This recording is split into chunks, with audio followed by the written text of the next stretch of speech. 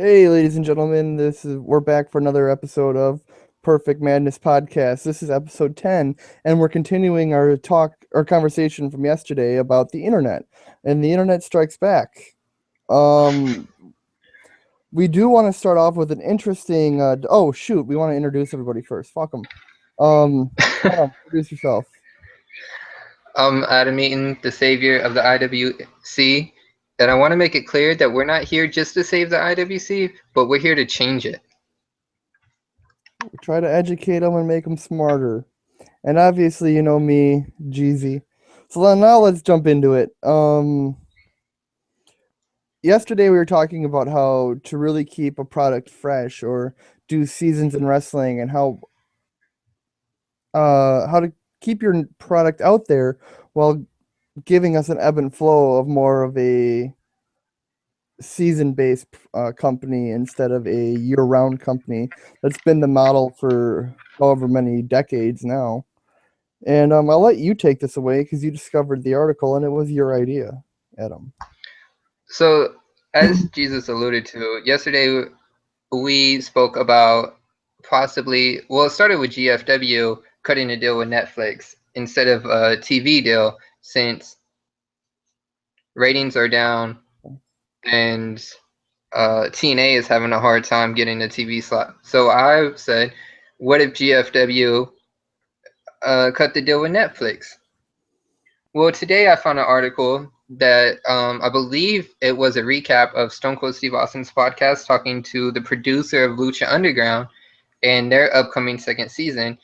Right now, there's a money gap between Lucha, what they need to produce a quality show, and what El Rey is willing to give to them. And they brought up the fact that they're in talks with Netflix right now, which would be awesome to put season 1 of Lucha on Netflix so that everybody who missed it or um, didn't get to see it from day one can go back and catch up and see what all the hype is before we get into season 2. And the great thing about that is you can't do that with any other company out there. Yes, the WWE has a network, but they don't show Raw on the network, the newer ones, for 30 days. So you'll always be 30 days behind. So you can't go back and see what happened last week unless you find a stream or a replay or whatever. It it makes it difficult. But if it was on Netflix, something that most people already have, they just go on there, watch it on their TV. They don't have to sit on the computer and do it, and they're all caught up. I think, like as we discussed yesterday, that is one of the most brilliant things you can do as a growing company is to put yourself on one of these.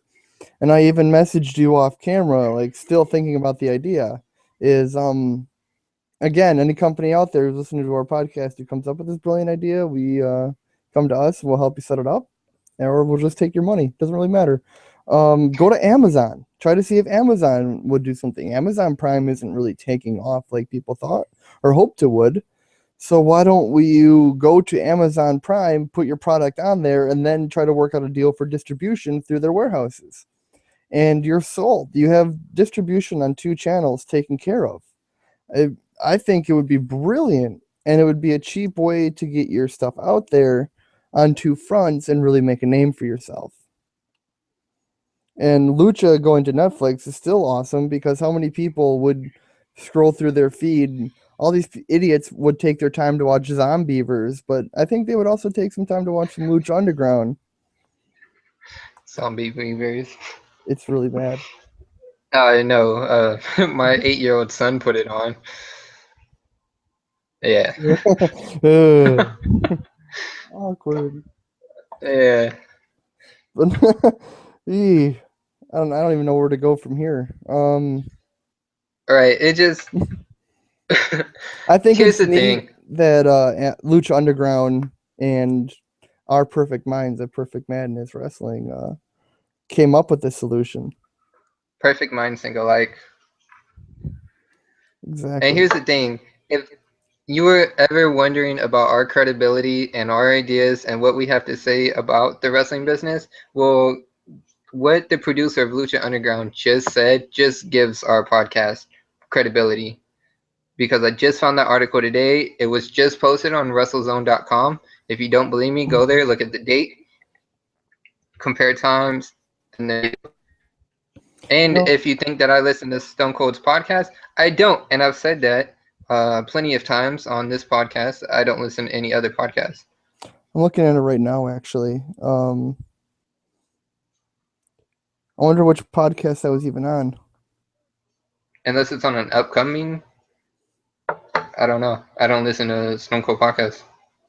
Yeah, I listened to them, but yeah, I'm way behind. My latest one is from March, so if it's on the PG version, I'm not seeing it. And it's on the Unleashed, which was added yesterday, even before we even had a chance to listen. So suck it, internet. We're right again. Again, and not only are we just right about current product, we have the vision to look forward and expand wrestling. Where a lot of people in the IWC are reactionary and are still dwelling on Raw and not worried about how do we book SmackDown, how do we book next week's Raw, how do we book to the pay-per-view. All things we talked about in the last podcast that we did. Correct. Boom. But with booking and all foresight, and one thing that really then another IWC move that kills wrestling and the future of wrestling is spoilers. I think that spoilers is something that just discredit. I mean, they have a history in wrestling. Let's be honest. Spoilers are one of the reasons why the Monday Night Wars were so exciting.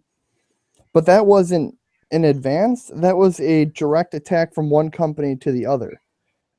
There's no, how do I put it delicately? Trying to think. There's no like blatant attack from an WrestleZone to completely undercut TNA. They want TNA to be in business. They need that revenue. So why would there be any malice in their view, like a WCW would for spoilers? And I think what it comes down to is placating the IWC in another facet that makes zero sense if you're a wrestling fan. And I will maintain this over and over that IWC are not necessarily wrestling fans. Or they're the wrestling fans. They're not a fan of the business, I guess. What are your thoughts? I absolutely despise spoilers and think it's the worst thing that the IWC can do. I know we bashed the IWC a lot yesterday for their individual opinions or reactions or whatever you want to call them, but spoilers for one is just so outrageous. Like, how can you? I don't understand how you can go on a website, read a spoiler, and then go watch what you just read and said that show sucked. Well, of course that show's going to suck because you already know what's going to happen. There's no Like, spontaneity to it. and it's not just that it was predictable. Like, you can watch a movie and it could be predictable, but at the end of the movie, you're still like, yeah, I saw that coming, but you know what? It was still a decent movie.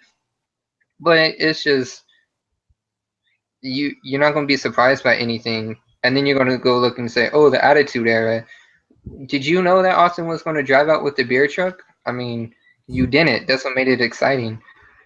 If you read something like that today, then it's not going to be exciting. Or people are going to be like you take some big return, like The Rock returns on Raw or something, and it gets leaked. Well, it's going to be kind of exciting, but it's not going to be a big surprise because people are going to be like, oh, I knew he was going to return. I read the spoiler. Like, does that make you cool or something? Like, you're just hurting the business. And And then they go on the internet and tell other people the spoilers that didn't want to hear it and ruin that sense of wonder for them. Like, correct. I could go on NXT and I could read the spoilers for the next month, but how would that benefit me at the end of the day? Do I want to have a show ruined for me? No. And you're going to make the argument, oh, if you watch a movie over and over again, you know how it's going to end. I go, but it's not about the movie, it's the journey to get there. And wrestling matches, as much as they tell a story, is a different story being told and a different journey they take you on. The reason why Austin dragging the beer truck down to the ring is still awesome to me is because I can remember how I reacted when I saw that. It's still an awesome moment. Seeing two unknown undercard wrestlers fight in or wrestle in a match, a throwaway match on Impact. That's not exciting. I would rather watch that live and judge their talent accordingly than sit there and find out how it's going to end and then me just be pessimistic the entire match because I never cared anyways. Right. There's no way for me to get excited or come through and be surprised when I'm already reading Jobber A versus Jobber B was a horrible match and Jobber A wins. Like, well, now why do I care? I'm already watching 3 hours of Raw, 2 hours of Impact, an hour of Lucha, an hour of ROH, an hour of NXT. Like, I don't even know how much that is, but my time's already crunched. I'm trying to fit all this in. And then you're just going to add this and bring it down? Well, now I'm just going to fast forward to EC3 on Impact, or I'm just going to fast forward to John Cena's part on Raw. Like, because of spoilers, they did that. They spoiled it. And what I don't understand is if you're a wrestling website, a wrestling news site, you need the business to thrive, because if not, then, well, you have no website. What is your justification for putting spoilers on? And I would think that the only reason they do that is to make the IWC happy. But ultimately, you're undercutting the product and hurting it. Right. And it's just, if you say, well, so people know the results, well, then wait till the show airs so that they get a chance to watch it, so that the business could try and survive and then post results. One of the interesting things I always did for NXT when they aired it twice, when I used to write live results for it, is I would go early, write out the entire show so I could participate in the chat below. And I never gave spoilers to anybody. And if anybody came in being like, "Oh my god, I know who wins," or tries to submit a spoiler, I just boot them. There's no point. We don't want you here. Nobody's here because they read spoilers and want to ruin it for anybody. We want to talk about the product. We want to enjoy the product. I knew every match how it was going to end because, that's what I did for an hour before. But I'm wanting to enjoy it with them. I want to talk about wrestling. I don't want to talk about how the match is going to end unless we're just speculating and fantasy booking. But that's a whole other time argument for another day. I was lucky enough to go to a Lucha Underground taping. This was back in April. And what I ended up watching was what's going to air on July 22nd and July 29th. It's one regular weekly show, and then it's the start of Ultimate Lucha. This was back in April, and the only thing that I have said about what's going to happen on those shows is it was an awesome show. Like I said, that Hernandez and Drago had a great match. That's all I've said. Spoiler. Let me decide if that's a great match or not. But it's like I haven't given anything away that hasn't been given away. I haven't said anything except Lucha Underground going there live was a great experience. Mm-hmm. It's probably the best experience ever. But I mean, I haven't told you anything, and we talk every day. Unfortunately. No, you told me you got the cold or something, so that's just. Oh no, you told me I did get sick. So I'm expecting a fire extinguisher spot, and if it's not there, I'm never watching Lucha again. There's a fire extinguisher spot, and it did make me sick for like 2 weeks. Bam. So I'm not watching that anymore. But you don't know who did it or when it's coming. Doesn't matter. One of the things. Spoiler alert: you will see me on TV. Shut up. Watch you get bronchitis on TV. Right. And Drago's. I'm just assuming Drago's bronchitis spot. Okay, but what I was gonna say was one of the biggest issues we have in the indies I've been finding out about why they don't put their shows on YouTube is because, or distribute DVDs, is because they don't want people knowing the results to their show. If they want them to know the result, they need to come to the show. And I think that's a little bit of a different argument. I think a lot of wrestling companies in the area need to utilize the social media around them and maybe put a match or two out on YouTube or out online somewhere where they can also generate money from that. I know a lot of wrestlers have been doing that, taping it on their own, but then you're watching a shaky cam the whole time from some fan. And I think that all these wrestling companies that I've been to, for the most part, except for one, videotape their show consecutively. Why would you then have just hours and hours of tape if you're not going to do anything with them? And at the end of the day, I don't think spoilers are going to make or break somebody going to a wrestling show. And I think, indie wrestling's a different breed from the mainstream wrestling. But that's an argument for, I think, that extrapolates way out. But for me, if I were to build a company and have my own indie, I would also try to find a way to distribute my matches as well. It goes back to this because I don't watch indie wrestling. As indie as I get would be Lucha Underground or ROH. And you've asked me on multiple times because you're a big indie fan why I don't watch it. My argument is I can't follow the product because I watch wrestling for the storytelling. For me to just go on YouTube and find a match between this guy and this guy, like, yeah, it might be a good match, but at the end of the day, I'm thinking, why? Why are these two wrestling? Like, how did they get to this point? Where are they going from here? There's no follow-up for me. So I can take a match and go find it on YouTube that you told me from your local indie, but after that, there's no follow-up for me. There's no So context to the match and no follow up, so you can't get an right, emotional investment. And I think that's exactly. one of the more interesting things that I've had with we have a promotion here that is very storyline driven and heavy into different mixing the storylines and crisscrossing that it's almost better than going to a WWE show because they're logical for the most part, logical to a budget that an indie show can put together. Um, but then watching an individual match just seems out of context because I don't know what happened beforehand. And I completely agree. But then if you're going to post a show, why not a few days before the next show that you're going to run? Because this promotion runs about every 4 to 6 weeks. Why then not post the entire show online? I would love to get that recap of the show beforehand. Their shows are quality. And the guy that we had on here a few weeks ago, Ryan Yanashaditz, he calls he broad I don't know what you call it. He's a commentator for that indie, and I would love to hear his commentary. Like, why are you going to sink so much money into commentating? Why are you going to sink so much money into video production and overall essential production value for an indie show? Like, we even had Colt Cabana up here 2 months ago, but they're not going to then promote that. Like, throw that on YouTube, just make some money off that, monetize it, and grow as an indie.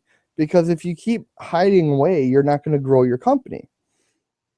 And I think that's kind of the bizarro part of spoilers is that spoilers hurt the company while you also need to find a way to get your product out there and mentioned. But here's my question. I don't understand what you're saying about how if they put the show on YouTube, then it spoils the results. Because if you're putting a show on YouTube, well, that show's already been taped, and now you're going to go on to a different show, right? So how does that spoil the next show? The mind frame them from the promoters are thinking that we don't want you to know our results because our shows are worth seeing to get those results. That putting that then show on YouTube doesn't make their show as must see anymore. Not so much as spoilers, but result driven. But people are going to, and then my argument is people are going to go to a live wrestling show no matter what. I agree. No, Like your I think fan that base, they're incredibly wrong. because now in California, like you live in Wisconsin, I live in California.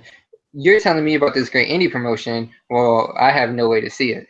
And that's a great thing about the IWC, like, and the internet is, well, you're in Wisconsin, I'm in Cali. I know people in Texas, I know people in North Carolina. Like, all over the country, and they're telling me about all this indie stuff they go to. Well, I can't view any of it because there's no way.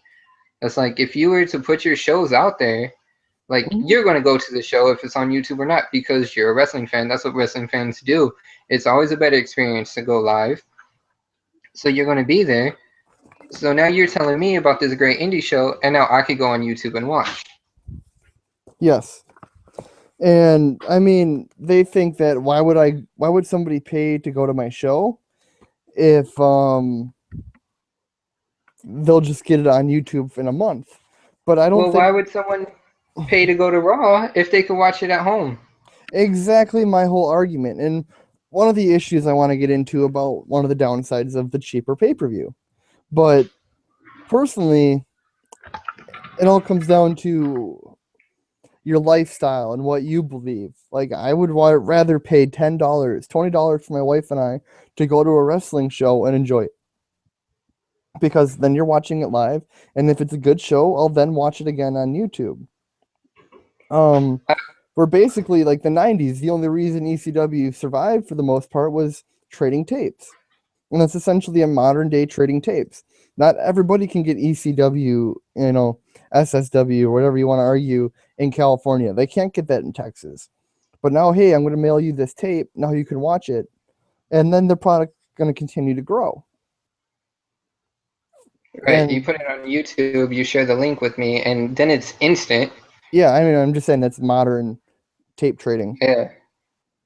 and it seems logical to me.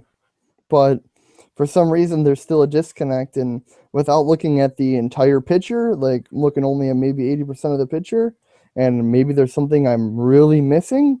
But so far, to me, I think they're just missing out on opportunities because this could be a great thing for indies.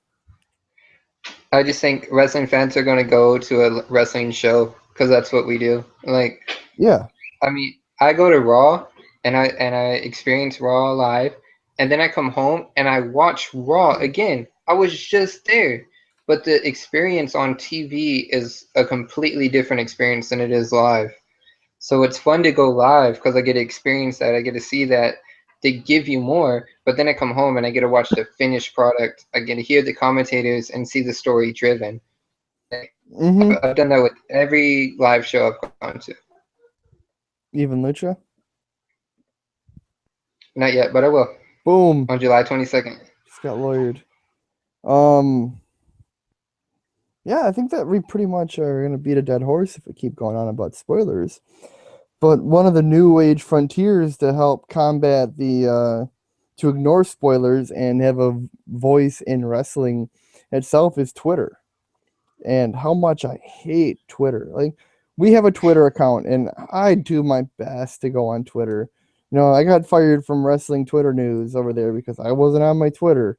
But it's so stupid. There's no wrestling fans on Twitter I'm almost sure of. It's all just smarks and IWC douchebags because they're gonna keep spoiling the product for you. They're gonna keep throwing out their memes on there and be like, "Oh my god, blah blah blah." I've been a victim to it, but I like to criticize the product. Like I don't know if I said this on air about Taz. Did I? No, I didn't. I don't know. I'm not sure. I got banned by Taz from TNA years ago because I Oh, you asked him. did I on did, our Colin? TNA. Okay, so I did. That's what I thought. And I mean, it's still a great way to promote stuff, and we use it as a promotional tool because that's what social media is, a promotional tool, whether it be for business or some hillbilly lifestyle. You're still promoting yourself for the public to see, and Twitter is great. But then when people are getting stuff or spoiling stuff for you, I think it's also a dangerous place to cruise the timeline. I mean, Facebook's the same way, but Twitter has more of a voice, like give Divas a chance. That was a really widely successful thing because Divas still haven't had a chance. But it's a mouthpiece for the internet to then get across to WWE. And honestly, who cares? What are your thoughts? Oh, yeah. I don't like Twitter. I mean, we use it as a promotional tool, and I try to interact with people, and it's cool because it's easier to kind of interact with the wrestlers, but just there's like two extremes on Twitter. There's the people that kiss the wrestler's ass no matter what, like, oh, you had a great match, and it's like that was like the worst match I ever seen. And then there's the people that just go on there just to bash people. There's Like, basically two types of people: those that live for a retweet, and the others that live for a fight. yeah, that's what it is. And it's so annoying because it's hard to get into a good discussion especially when you have a character limit. Yeah, it's ignorance The on good 140 characters. the good thing about Twitter is the hashtags and how you can connect with hashtags. I mean, but Facebook has a trending thing now, so it's kind of on there, but the hashtags are just easier to connect to people. And those who follow me on Facebook know that I'm a hashtag king. So I feel like Facebook connects with way more people, but Twitter is a lot more because you're so narrow in your response or so limited in your response that you can't have an intellectual conversation through text. You can't back it up. Like, I could just say John Cena doesn't suck, but I don't have enough space to give my reasons. On Facebook, I could say John Cena doesn't suck, and I could give you a list in one post. Like, my article the other day on Stone Cold on the cover of WWE 2K16, and how that would translate to a Hold on, Adam. WrestleMania match. 1 second. Your mic was messing up. Continue. I was saying my article that I posted the other day about Stone Cold on the cover of WWE 2K16, that started as a Facebook post, and I actually posted the entire article as one Facebook post on Perfect Madness Wrestling's Facebook, and then I translated it into an article to post on our website. But just being able to do that on Facebook was just easier, and I got to a number of more people than I could just by putting the article link on Twitter, because that's all I have room for on Twitter. I couldn't give any reasons on Twitter. It's like, if you want to know my reasons, you have to go somewhere else. On Facebook, you want to know my reasons? Here they are. Just click more, and we can give it to you. Right. Well, like, I feel Twitter has its place, and I mean, in the world of politics, it's been great because it's helped aid revolutions and all this stuff, but there's no revolution in wrestling. All WWE is going to do is to use it as a promotional tool. They don't really care what you have to say. They just want to get more eyes on your products. Right. They really don't, because had a chance of Yeah, Andrew WWE Mike's messing champion. up. Jerry Neville will be WWE champion by now. Adam, Mike's going nuts. I said if the WWE cared, then the Divas would have a chance, and Adrian Neville would be WWE champion by now. Which is another good point, because the amount of people that are going to sit there and bicker, it's such a minority of the minority of wrestling fans that are on Twitter that are the vocal, that WWE then views as the vocal majority. And they're just out of touch. Like, there's no validity to that argument, because I even have Twitter and I'm a diehard wrestling fan and I could give two craps about it. So I just feel like the whole like Twitter movements are moot points. It's just a way of WWE pandering to the audience to make them think that they're listening, but they're really not, because no matter what you say on Twitter, you're still tuning in every week. You're still part of that 3.5 million people that watch. Like, the WWE is not going to listen to you until their ratings hit like 1.5, till they get into that TNA Impact rating zone. And it's like, TNA is dumb enough to not, but if the WWE's Your mic's they would messing up listen. again. Get your internet under control, boy. I think it's your fault. I think it's yours. But I understand what you're trying to say, is that TNA still taps into Twitter as if it's their main source of fans. They do, but the problem with TNA is they don't listen. It's a good point, because Dixie has it figured out. And what's dumb with this is off topic, but watching Impact the other day, Josh Matthews. Yeah, your mic's still messing up hard. Technical difficulties. I think the internet knows we're talking bad about it. That's what I discussed yesterday when my internet was out. Josh Matthews mentions on TNA that the X Division and the Knockouts division were cornerstones in TNA. It built TNA. Like they're aware of the fact that that built it, and they're aware of the fact that the fans want X Division and Knockouts, but yet they don't do anything with it. True. And that's one of the things, like, whenever I think about TNA going out of business, I just think about the, like, 20 some DVDs I have in my collection on Greatest X Division, Best of the X Division, Ultimate X matches, all these different cruiserweight style DVDs that I watch religiously because that's just quality wrestling. When I think of TNA, I think of the X Division. I don't think of, like the bigger guys. Like, I don't really care so much about Robert Roode winning a title, although it's huge. I'd rather see him wrestle X Division matches. Actually, not X Division. I'm trying to think if he ever did X Division or not. He's always in the mid card. Now I'm gonna have to look back. Who's that, Robert E? No, Robert Roode. I think he was X Oh, Division. Robert. No, he never did X Division. But he was in a few matches. Well, anyways, I'm thinking like Ultimate X or AWA, America's Most Wanted. They never did Ultimate X matches or X Division, but their style was so cruiserweight that it was phenomenal. And then you left the bigger guys to deal with the World Heavyweight title. And to me, I think it's just a lot more exciting wrestling. I can see two big guys do strong style in WWE. We've done that for however many years now. What I want to see is athletic storytelling. And that's what TNA then provided us. But then they're just like, oh my God, we got to get Big Rob Terry. We got to get Relic. We got to get all these big muscular dudes. And you saw their product slowly fizzle because they moved away from the X Division. They moved away from the awesomeness that was Awesome Kong and Gail Kim in the X Division and the beautiful people, Roxy Laveau, things like that. But to our point, they know that that's what we want, but they're not listening. I agree. Like, and the question, then, what it comes down to is why. And I don't think anybody would really know why. because they don't care, because the businesses don't care, and the WWE doesn't care, and TNA doesn't care, because they're going to do what they want to do, and it doesn't matter what we say on Twitter or Facebook. Like, they're going to do what they feel is best.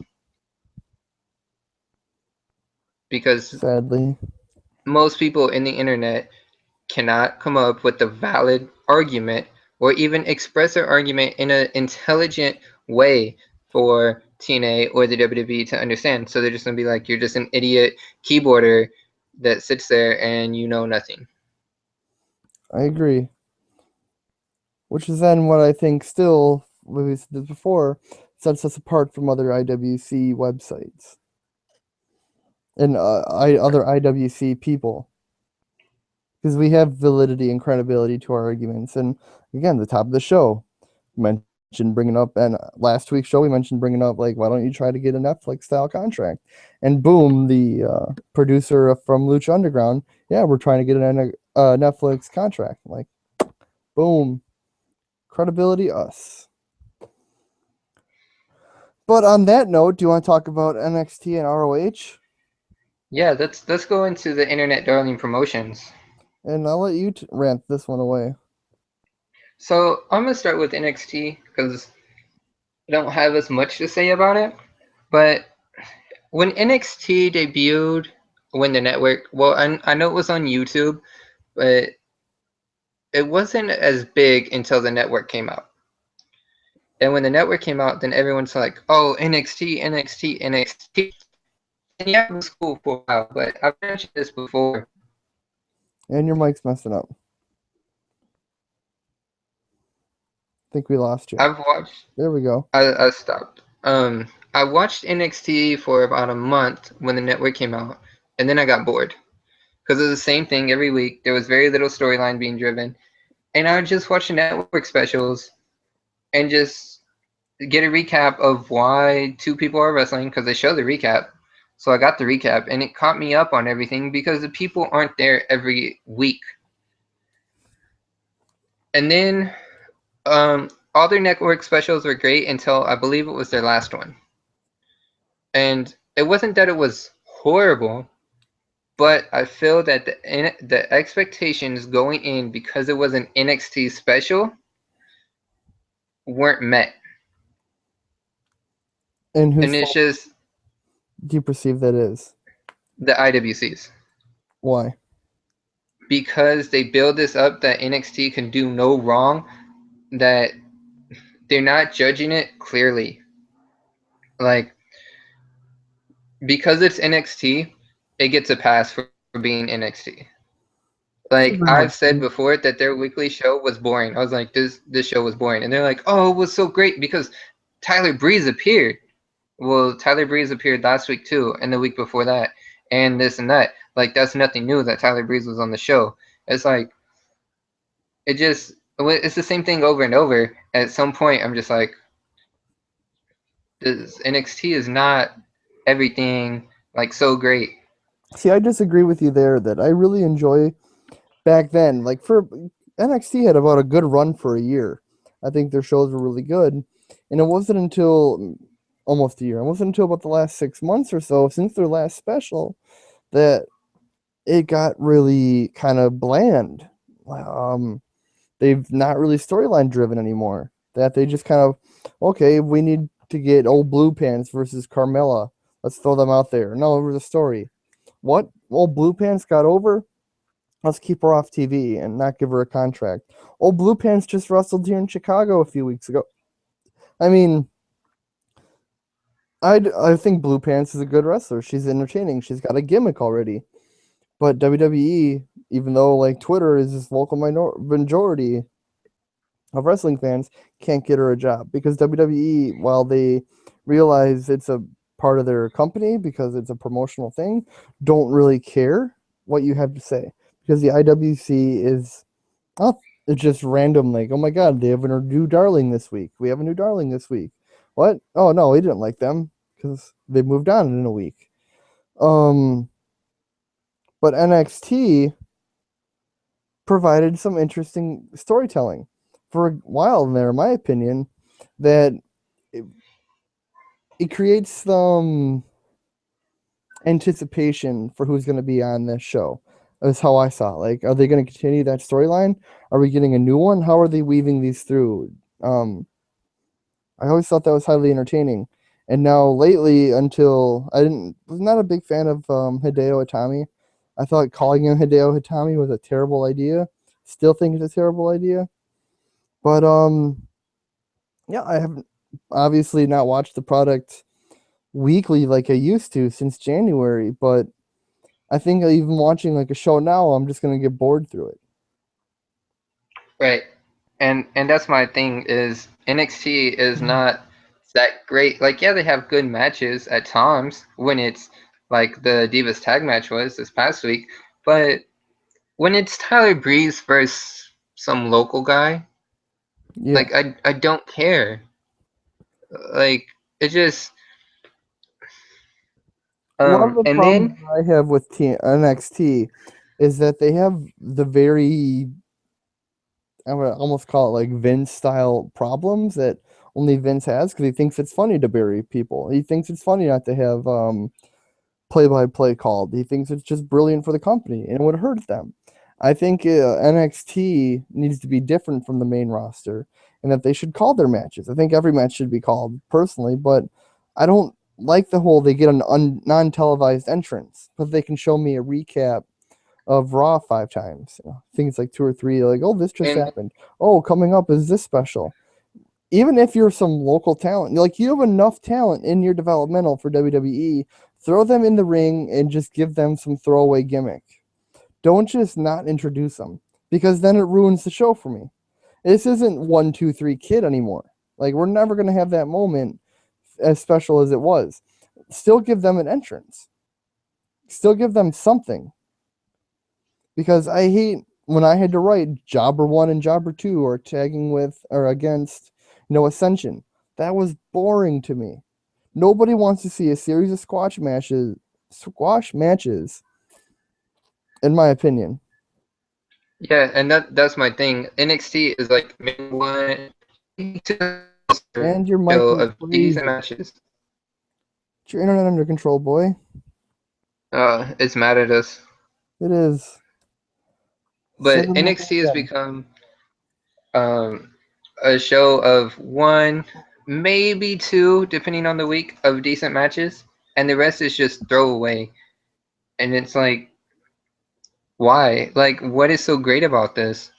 Like, but every week everyone's like, "Oh, NXT is amazing. NXT is amazing." But it's really not. Like, it's a good show. I'm not saying NXT is bad. I'm just saying that the IWC should start judging things based on what is being shown weekly and not based on the name NXT. I agree. And I think one of my favorite arguments for NXT is that a lot of people hated Bull Dempsey. Um, but I really enjoyed Bull. He wasn't the greatest wrestler. He wasn't the greatest on the mic, but he was a different style that we haven't seen in a while. He was just that brawler that was really entertaining to watch. He had a style that we haven't seen, like I said, in a while that brought freshness to the product. Anybody can go and do a high risk maneuver or something like that, go to the top rope and fall. But it's the whole persona around him that I made for me really enjoyable to watch. And then the IWC is like, "Oh my God, that's terrible. That's terrible. He's garbage. His look is off." And I go, "His look is part of the story that he's trying to portray, and that's why I like him. I think he's doing a good job." But then the IWC gets too vocal, and now Vince McMahon jobs him out to Baron Corbin, and that's the last you see of him. He's now a Which joke. I don't understand. I don't understand Baron Corbin. I don't, I don't either. I mean, But the IWC loves him, and I don't understand the whole walk out and don't say anything and have a 10-second match and go back. It's like, it's okay, because well, you want to compare Ryback to Goldberg. Well, how come you're not getting onto Baron Corbin for being Goldberg? Because he has long hair and Ryback didn't? Like, or is it because Baron Corbin is NXT? Well, if you didn't know, Ryback started in NXT, you bunch of losers. So go check your thing because Ryback was on the first season of NXT. well, it's because he didn't have Daniel Bryan to hold him back. Fucking idiots. Yeah, I mean NXT, a lot of the people that are big fans of some of the wrestlers they see now, a lot of their guys came through NXT, give or take. And or Tough Enough, I guess, which is almost worse than NXT. Um as far as talent. Silent Rage, still waiting for you to debut, buddy. I'm trying to think where I was gonna go from here. ROH. You want to go to ROH? Yeah, you can go to ROH because I don't watch it. You're lucky. Here's Oh, the I'll go thing. on this spiel first and see if it compares to your argument now. We have a guy in our area on the indies that is part of ROH, and he's a really good wrestler. Um, he plays his gimmick very well, and I think he would be probably. I don't think he's going to go any higher than ROH. Call me an asshole all you want. He's talented, but unless he changes something, he's not going anywhere. But ROH then has the issue where they're a decent show. They have great wrestling, I guess, but there's no storytelling and the production value is garbage. Like, I'm sorry, but if I'm gonna go watch a show with terrible production value and great wrestling, I'm just gonna go to my indie and enjoy it live. I'm not gonna sit here for an hour on my couch or my chair and watch wrestling with low quality. Like, I think production can make or break a wrestling company. It doesn't matter how good they are. If I'm struggling to see the match in the ring, it's not that good. Like, it can't hold my attention. And call me a snob all you want, but I always say that good wrestling has to have at least decent production value. There's indies in the area that have more production value than an ROH. Now you can continue. So here's my thing with ROH. For years and years, like what ROH debuted in 2002, I believe it was. And I always hear like ROH has great wrestlers. They're so amazing. My friend bought a couple ROH DVDs, and I tried to watch them, but then my problem was, what's the story? Why? Why is Samoa Joe fighting CM Punk? I don't get that off just some random DVD. I don't get that off the Best of the ROH DVD. It just it was hard to watch. And then about 2 years ago, I found ROH comes on in the middle of the night on my local Fox station, and I tried to watch it. I was like, oh, cool, ROH has a TV. I'm gonna try and watch it. But after a while, I got bored because there was no storytelling. I couldn't follow the product.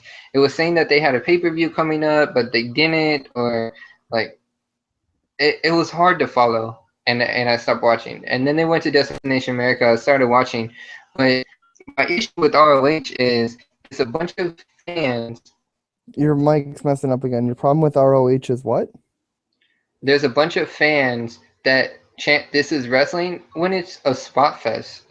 It's like I can see this at a circus. Like my latest example would be the Best in the World when the Young Bucks and AJ Styles fought the Kingdom, I believe. Nothing against the Kingdom because the Kingdom is they're decent from what I've seen. I have no problems with them, but who I absolutely hate are the Young Bucks because all they did the entire match, super kick after super kick after super kick, and then the Kingdom no sells the super kicks. They're no sell, and then is the other thing the Young Bucks do is a bunch of flips, and the stupid ass crowd is chanting "This is wrestling." That's not wrestling. There was no story told there. It was a circus.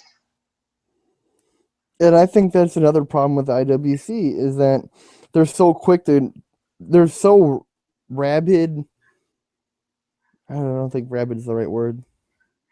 They don't understand. Oh, so they hate WWE so vehemently that they'll go to an ROH and watch a spot fest and chant "This is wrestling" as almost a sign of solidarity and protest against WWE. And that's just not true. There's no validity to that argument. That's not wrestling. What Jay Lethal and Mark Briscoe did at Best in the World, that was wrestling. There was a bunch of spots in that match, and there was the one issue that I had that was like a huge spot that was no sold, which is a huge topic that maybe we can discuss on a future podcast, and no selling. But there was a story being told, and that story between Briscoe and Jay Lethal was built a couple weeks.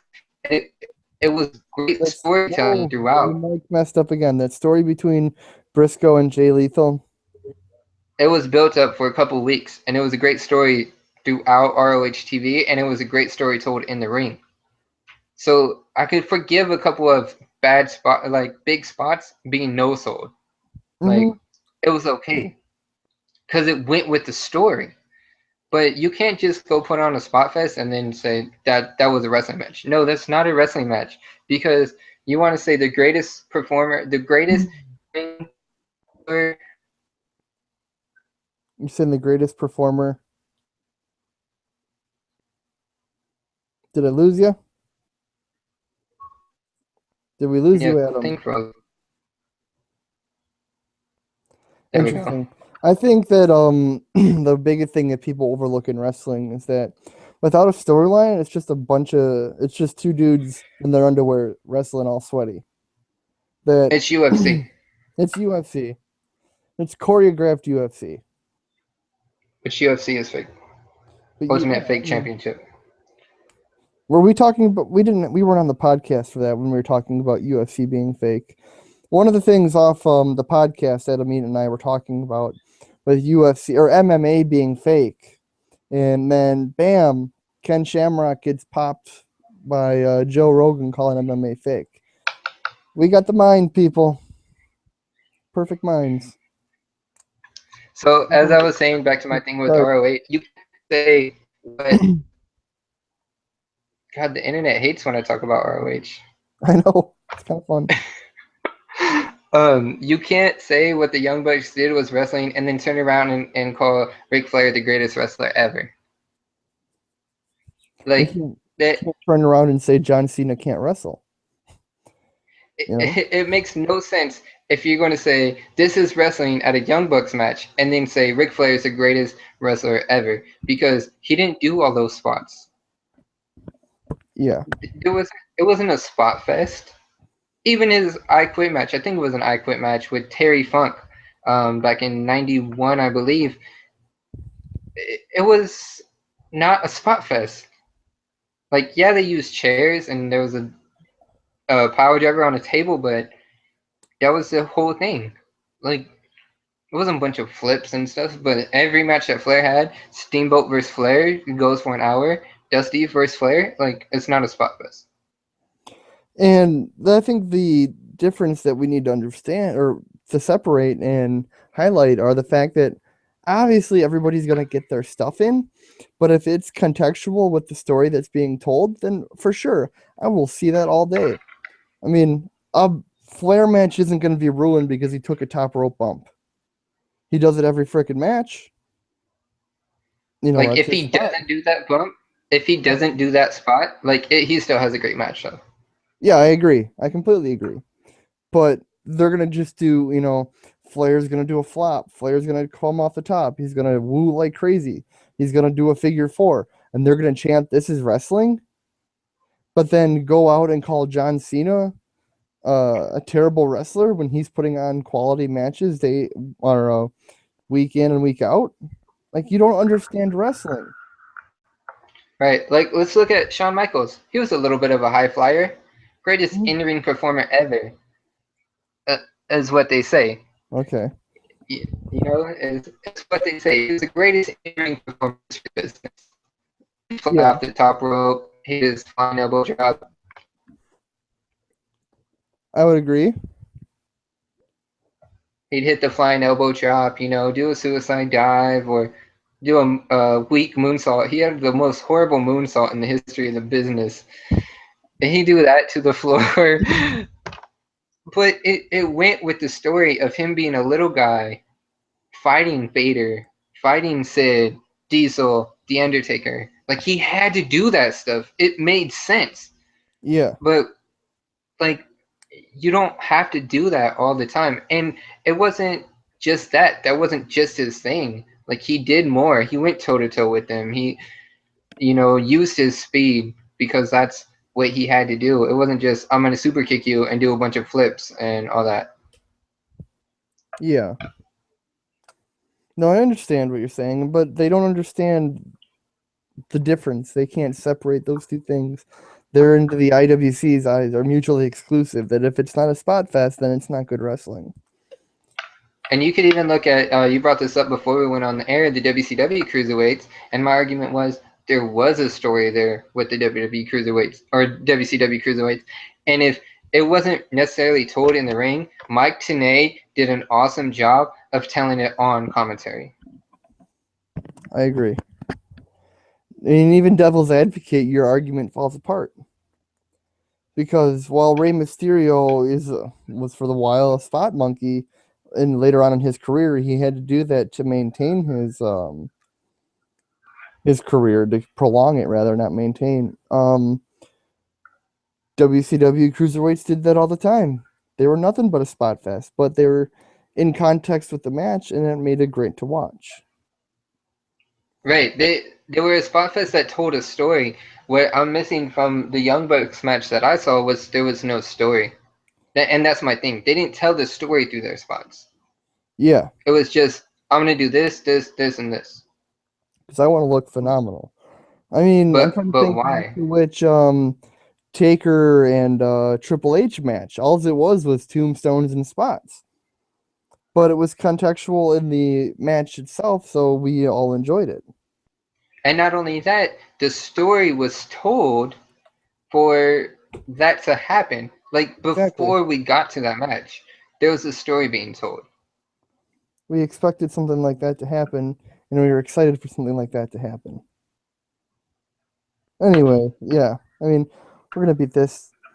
Let's move on to wrestling hipsters, since it's all in context with ROH and stuff like that. You brought up the argument where the fans of IWC are like, well, you can't like them because you never liked them in ROH. You take it away. What was that? My thing went out. You brought up before we went on air the issue of fans angry that you like somebody now before, but not liking them before they got to WWE. like a CM Punk or a Cesaro, because you never watched them grow up and live their life pre WWE. You now all of a sudden cannot be fans of them, or Right. you cannot be a fan of that person in general because they're already a fan. Right. That is one of the most asinine things I see on the IWC. Kevin Owens debuts in NXT. Of course, he's going to have a lot of new fans. Why? Because now he's working for the biggest wrestling promotion in the world. But all these little IWCers that watch ROH, they're like, oh, well, I liked him when he was Kevin Steen. Well, good for you. I like him as Kevin Owens. Like, what does it matter that you liked him for Kevin Steen? And then they go and say, oh, well, since you didn't know he was an ROH fan. It's like, what does that have anything to do with? Why are you going to put me down for liking this guy that you've been rooting for? What you should be doing is saying, oh, if you like him, check out this match when he was in ROH. Like, check out some of his previous stuff because it was really good. Like, why bash someone for liking your favorite wrestler? Like, be glad that your favorite wrestler now has fans, because you know what that means? Now he's going to get pushed. Now he's going to be able to get up to the main roster. Now they're going to make merchandise for him. So now you can wear a Kevin Owens shirt, which you couldn't before. That's how I felt when we have a bunch of indie guys here again. Like, I'm not gonna rip on or hate people who are ROH fans that are friends. I think his name is still Matt Winchester in ROH. Otherwise, kayfabe. Matt Winchester in ROH. He's a really, like, I'm not going to be mad at people that are now all of a sudden fans of Winchester because they didn't live in Wisconsin and couldn't see him. Like, I want to help support him get to that level. I want to be like, oh my God, why aren't you a fan of Matt Winchester? And be like, no, you're an idiot. This is why he's good. And Right.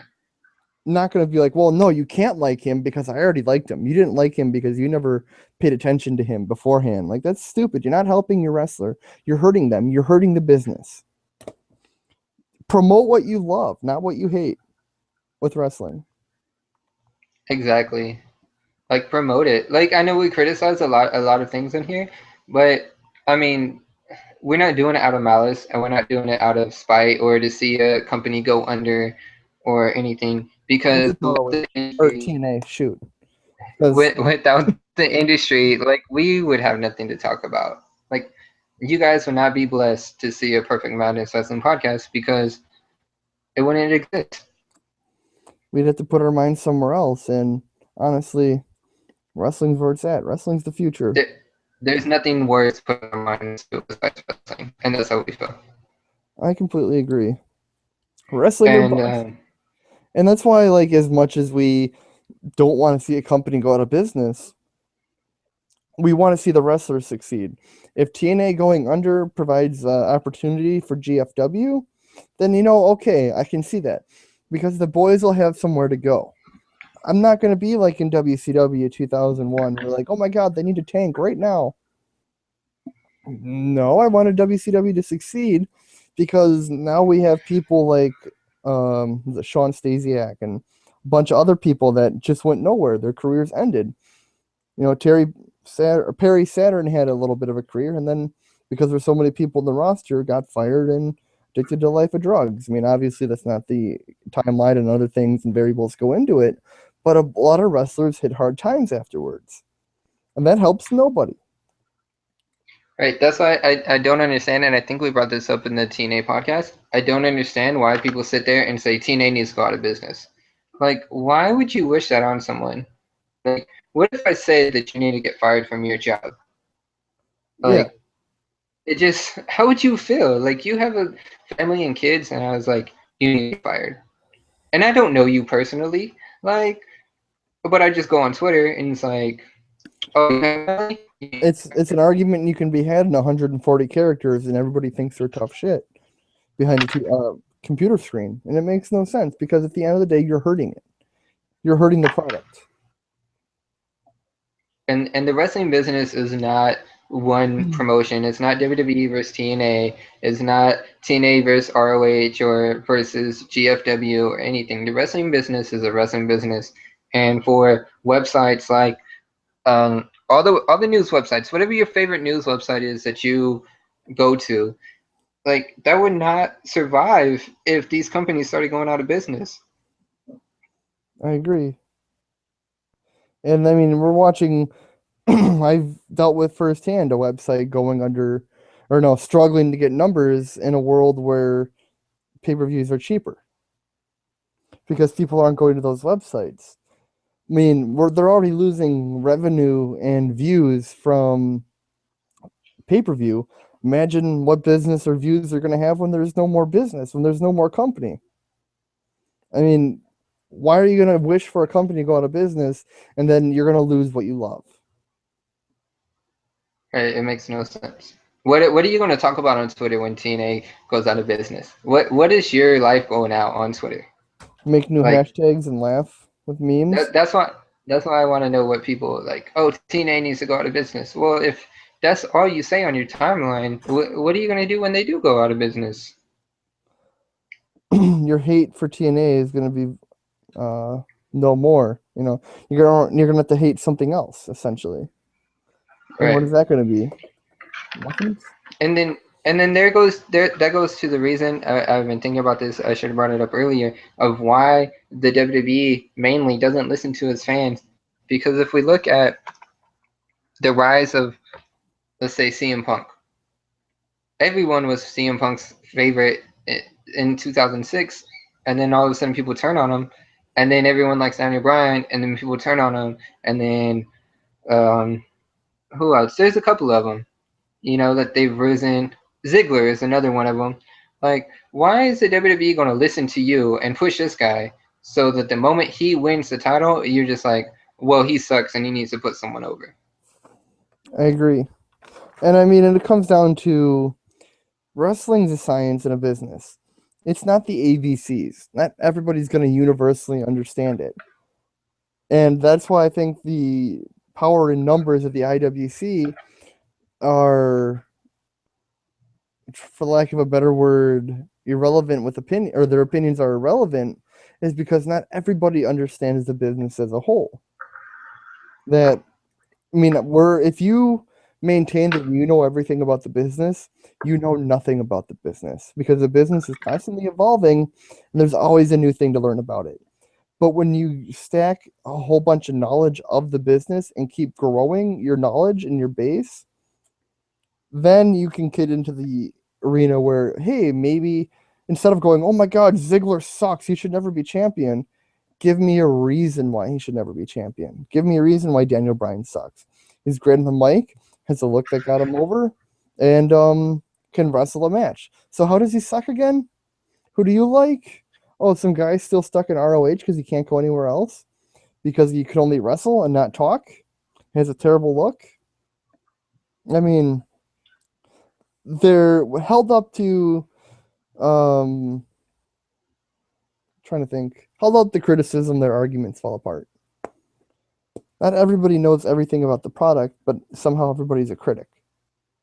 Right. And we're not saying that we know everything. And that's what I believe, again, sets us apart, because we know that we don't know everything. But what we do when we're not recording is research and write and listen to the opinions of other people and formulate arguments. And that's when we come on here and we give all these opinions. And I mean, me and you don't agree on everything, Because you're wrong. but we're not like, oh, you suck, you're stupid, and you should go drink bleach because you like Daniel Bryan. Like, I agree. Or Blazing Saddles. like it just, I don't understand why. Like, I get emotional about wrestling and my favorites. Like, it irritates me that people say John Cena sucks, but I respect their opinion even though it's wrong. But I'm not going to tell them to go drink bleach or you're not a true wrestling fan or whatever. I agree. That's pretty much all we can talk about. And do you have any other topics? No, I think we're good. Yeah, let's end I it mean, here. we could go on all day, but Yeah, well, then we're beating a dead horse.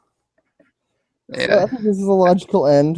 And let's stop here because we need topics to talk about in the next coming week, next coming days. But we'll see you all for next week's tapings, and we're gonna sign off here. So Adam Eaton, plug your stuff. Like us on Facebook, Perfect Madness Wrestling. You can follow us on Twitter if we get followers, and maybe we'll try and condense knowledge to 140 characters. That's at PM Podcast or PMW Podcast. You can follow us on Instagram. We'll post pictures, dropping knowledge there too. Perfect Madness Wrestling. Otherwise, our YouTube channel. If you're watching this on Facebook, Perfect Madness Wrestling. We have a YouTube channel, Perfect Madness Wrestling. Subscribe to that. Your mic. We're pretty much everywhere. So yeah, what he's saying is we're on YouTube at Perfect Madness Wrestling, which is where you're probably already watching this because we still have yet to get an RSS feed up for the podcast on the YouTubes. But until then, keep following us. We're still growing. We're only at 10, and we hope to keep growing and move farther in different avenues and have conversations, preferably on our Facebook page with people. So we're not limited. Our intelligence can't be limited always. Yeah, feel free to add us on Facebook, follow our page, add us on Twitter, or follow us on Twitter, add me at Jesus Oliver, follow me at Jesus Oliver on Twitter, and thank you everybody for listening.